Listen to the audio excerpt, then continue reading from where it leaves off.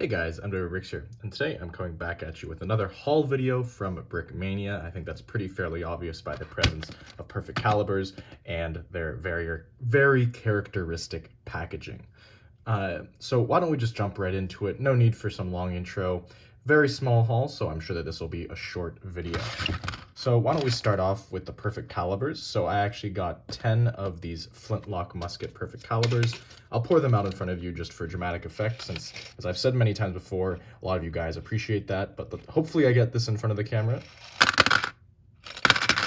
That was a lot less impressive than I thought it would be, which is unfortunate, but hey, you know, it is what it is.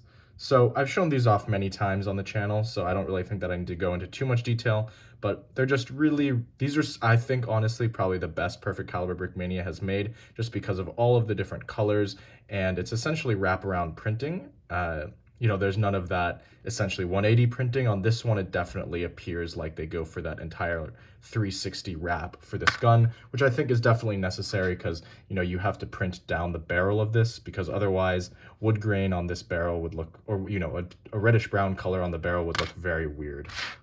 So that was the first thing that I got, you know, those 10. The other thing that I got, as you guys saw, were 2 Civil War minifigures. Now, I'm not going to open them both because that would be redundant, and I really don't need to go into much detail with this figure in the first place, because I've already shown it off, I think, probably at least 4 times on this channel. But why don't we just go over it, you know, for old time's sake. But as we can see, this is Brickmania's first Minnesota volunteer at Gettysburg minifigure. So the first Minnesota was a regiment, obviously raised in Minnesota, obviously the first regiment raised from Minnesota, and it participated in Gettysburg.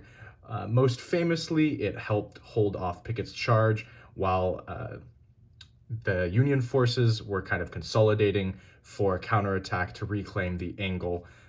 Now, you know, I know that some of those historical facts might not be so pertinent or kind of come to mind for you, but if you know anything about the battles of Gettysburg, or Battle of Gettysburg, not multiple battles, this unit played a very critical role for the Union side in holding their own.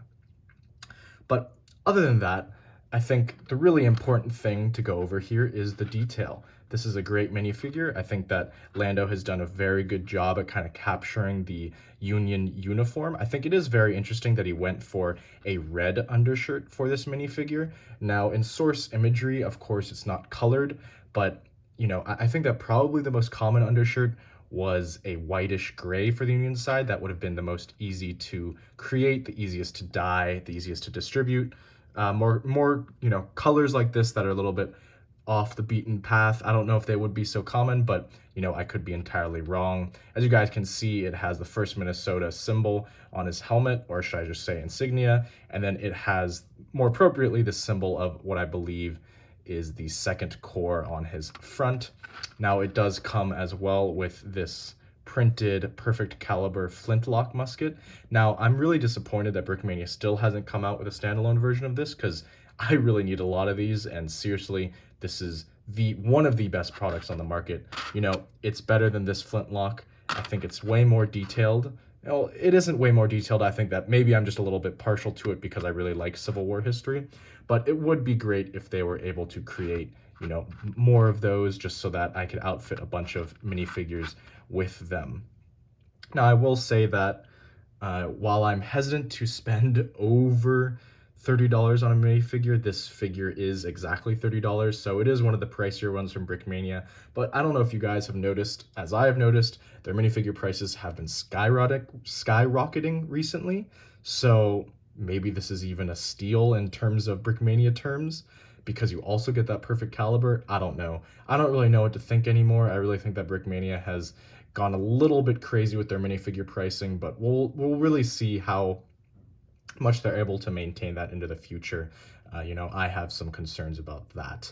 But really, other than that, there's nothing else to add for this haul. Obviously, I got a second one of these minifigures, but I'm not going to show it off because it's the exact same thing.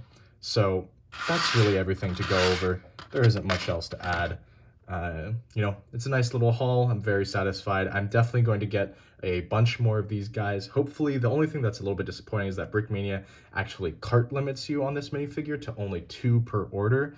So, you know, I would order like 10 in a single order if I was able to, but because of that cart limit, you know, I have to essentially add a bunch of other stuff to be able to get free shipping, which I guess is also going away recently, which is a whole nother video that I should make and a whole nother topic, but I'm not going to get into it now.